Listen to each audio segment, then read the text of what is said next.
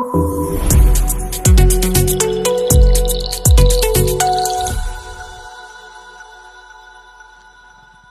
عليكم ورحمة الله تعالى وبركاته.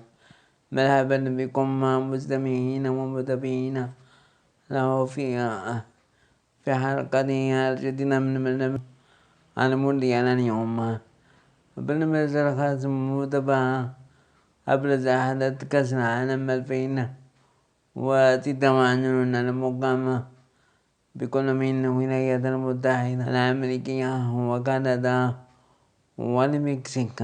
انطلقنا اليوم بطولة كأس العالم 2026 منافستها بالمباراة الافتتاحية التي جمعت بين المنتخب المكسيكي والمنتخب جنوب أفريقيا على أرضية ملعب التيكا التاريخي بمدينة مكسيكو، وسط حضور جماهيري كبير بأجواء احتفالية مميزة. وشهد المباراة تفوق المنتخب المكسيكي الذي نجح في تحقيق الفوز على المنتخب جنوب أفريقيا بهدفين دون رد ليحصد أول 3 نقاط في مشواره في هذه البطولة العالمية.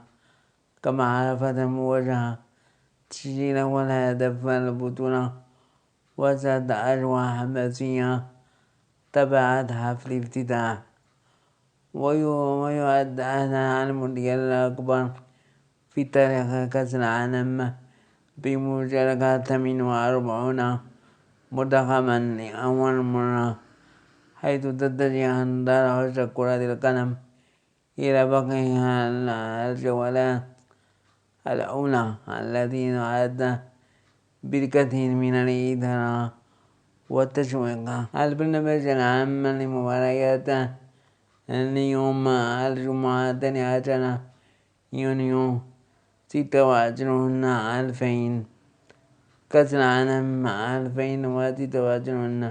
المنتخب كوريا الجنوبية يواجه المنتخب التشيك في الساعة 3 صباحا، والسادسة ليلا المنتخب كندا يواجه المنتخب البوسنة والهرسك. وتتني المنتخبات 4 إلى تحقيق درجة إيجابية في أولى مباراتها بالمونديال في مواجهة تؤدي بكثير من الإثارة والتشويق لعشاق كرة القدم عبر العالم.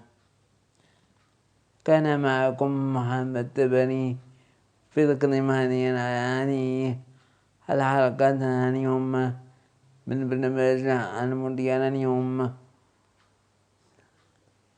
لا تنسوا الاشتراك والمشاركة لهذه قناة صوت بيقولة تي في. شكرا لكم مستمعينا الكرام على حسن المتابعة. نلتقي معكم في مناسبة القادمة بحول الله.